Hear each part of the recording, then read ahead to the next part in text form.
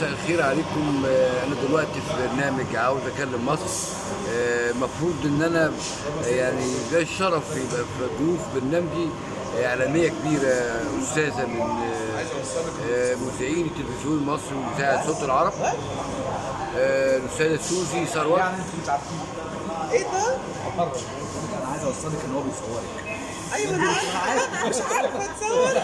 معلومه دقيقه جدا. مستر مدير محل العربي مطعم، اهلا وسهلا بيك مستر احمد، اهلا وسهلا بيك.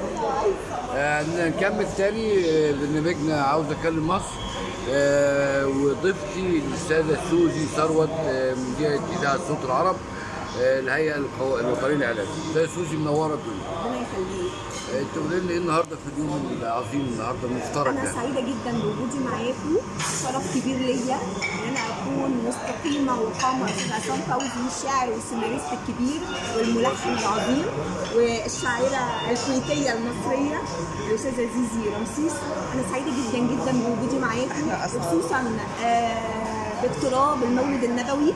كل سنه وانتم كلكم طيبين، وربنا يعود علينا يا رب كمسيحيين ومسلمين تحت عباءه واحده هو الرئيس عبد الفتاح السيسي. كل سنه وانتم طيبين. استاذه زيزي ايه هتقول لي ايه بقى النهارده؟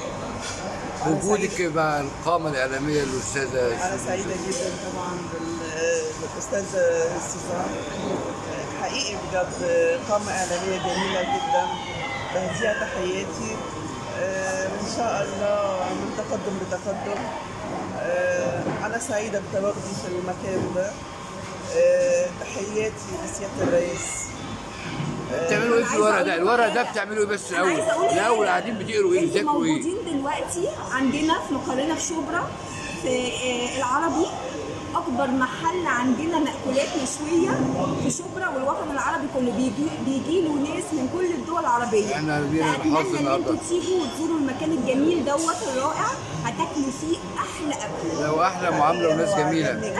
التست بتاعه كان رائع، وبجد السيرفيس رائع، وكلهم هنا رائعين. انتوا بتتكلموا في ايه؟ الورق ده في ايه؟ قولوا لنا الورق ده. من الورق لا مهم. ده شغلنا. ما اسمه يعني نبذه بسيطه. اتس اوكي. ده برنامج احنا هنعمله، انا هعمله مع المذيعه العظيمه بتاعتنا. ان شاء الله هينزل للجمهور قريب. بيتكلم عن ايه؟ يعني ليه علاقه بايه؟ هو في رمضان بقى، خليه مفاجاه.